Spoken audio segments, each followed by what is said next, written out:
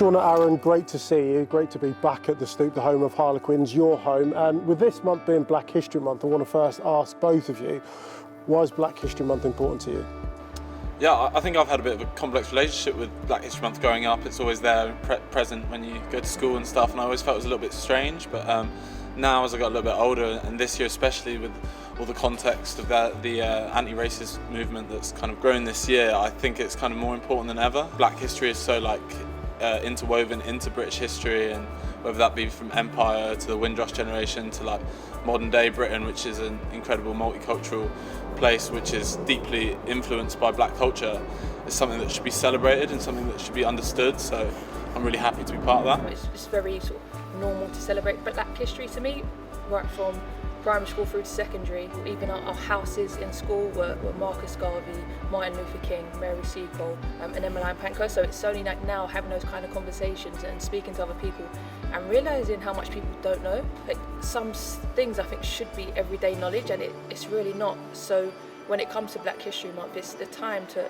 put a light on it. And it's not about saying to people, oh, you don't know this, how dare you not know. Actually, it's about us celebrating the good stories, and there's so much positivity to celebrate. What I want to know, as youngsters, what sports did you get involved in before you found out that you wanted to play rugby? I started with football just because it's what everyone done.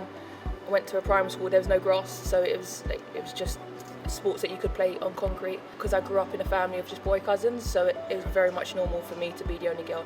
But the main reason I came away from football was because there wasn't enough girls to play, so then I went on a mission to find an individual sport, and that's kind of how I found athletics and discus, shot put and hammer throw.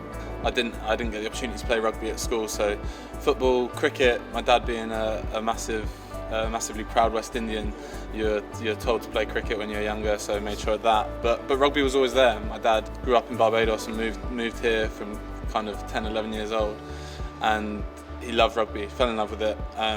The local rugby club kind of became his community, I think, and so I was taken down to my local rugby club from kind of 5-6 years of age, and that's where I played. And I did rugby, cricket and athletics till about kind of 15, and then you start realising the one that you're actually all right at.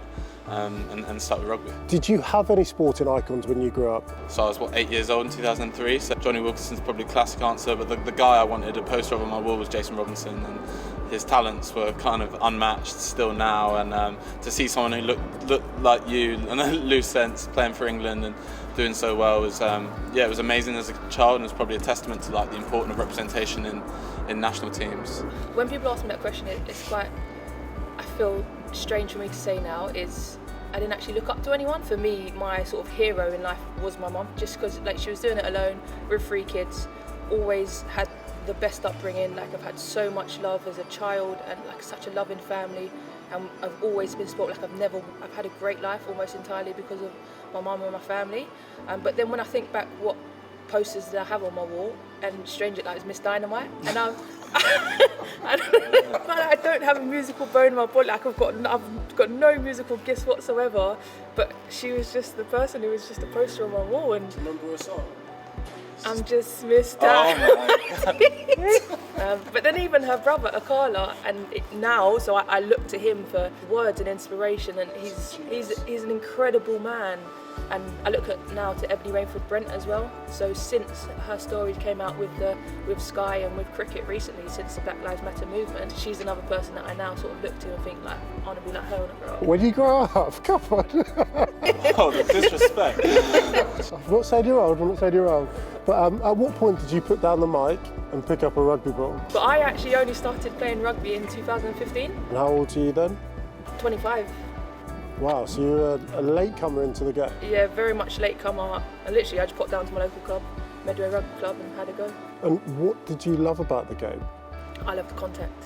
I love the competition element. Like I love the thought of like, just running over people. Like I always want to challenge myself. I always want to be better. You're doing better then, all right. How long does it take after those games to play for England? So my fun fact is I played my first game of 15s, December 2015. And by November 2017, I was running up for my first cap for England. When did you first pick up a rugby ball? What do you like about it? I think when you're young, you enjoy doing things you're good at. I grew up in a town where there was a championship club. Bedford Blues were there, and they gave me an opportunity when I was still at school. Sarries picked me up at my last year of school, got a contract there, spent my academy years there, 18 to 21, and then this is my 5th season now. With Harlequins, everyone talks about like the beer in the change room after a win. It doesn't really get much better than that. I think there's something special about rugby in that you do go through some like physical pain with each other through 80 minutes, and to go through that and then sit after a good victory, just don't get better than that. Rugby lay dormant for 5 months, restarted August 14th. In amongst that time, we were all part of a players' working group to decide how we were going to acknowledge some of the societal issues, including Black Lives Matter. How do you feel as if it was dealt with within the Gallagher Premiership? I was really proud. I was part of this working group, and I spoke to all the black and mixed race players at the club, and we wanted both a bit of symbolism and a bit of activism. I think that it was important for us to take a knee, pay homage to the movement that started in the wake of the murder of George Floyd. We thought it would have been wrong for us to not acknowledge that. I was proud for Quins to be clear that they support the message that Black Lives Matter, and on that first game back, for us to have the whole team kneeling was something I was really proud of. These conversations that we're having now around racism, around unconscious bias, and the experiences of black communities in the UK, they're conversations that weren't being had, and that's wrong. And for that to now be happening, albeit in tragic circumstances, is a positive, and it's now about us kind of seeing what steps we can take to create real change in the lives of black communities. It was very important to go along the lines of action. So our actions as a team are now for October games to celebrate Black History Month. We will take a knee. We've introduced like a book club / movie club. So this week it's a documentary, Life in Limbo, and it's about a specific person going through his whole adult British life and actually being told to go home, and this is his home. People don't realise that these things happen, and you hear about the Windrush generation and these hundreds and hundreds of people that have come over on Empire Windrush, and people don't really put a story and a name to it, and it's just those people over there not necessarily knowing who those people are, and actually those people are individuals with lives, and it's just the influence of looking at a specific story and being able to discuss. And I didn't realise a detention centre is actually more like a prison. I didn't realise that someone who's lived here for over 50 years could be told to go home, not knowing where that home is. So it's nice to be able to have those conversations with people who have never been exposed to that kind of information before. I don't proclaim to speak for all black or mixed race people. I don't want to speak for all black or mixed race people. I want people to have conversations with each other. Yeah, I agree with that. It shouldn't always have to be about the people who are negatively impacted by discrimination to instigate these conversations. I would hope that in the wake of this and in the midst of this movement, that more and more people take it upon themselves to educate themselves. I look at it on how I would approach sexism and the patriarchy and the experiences of my sister and my mum in this world, and how they are negatively impacted by a sometimes sexist society. And I think, well, I'm not negatively impacted by that, but I want to do everything that I can to ensure that nothing in my life exacerbates them issues, and I want to be an anti-sexist, and I want to educate myself on those things. And I think if more people can have that attitude towards matters of race and not have such a dependency on people like Shaunagh or people like yourself, then that'd be for the better, I think. It's just more powerful when it's coming from the people who aren't affected directly by those issues.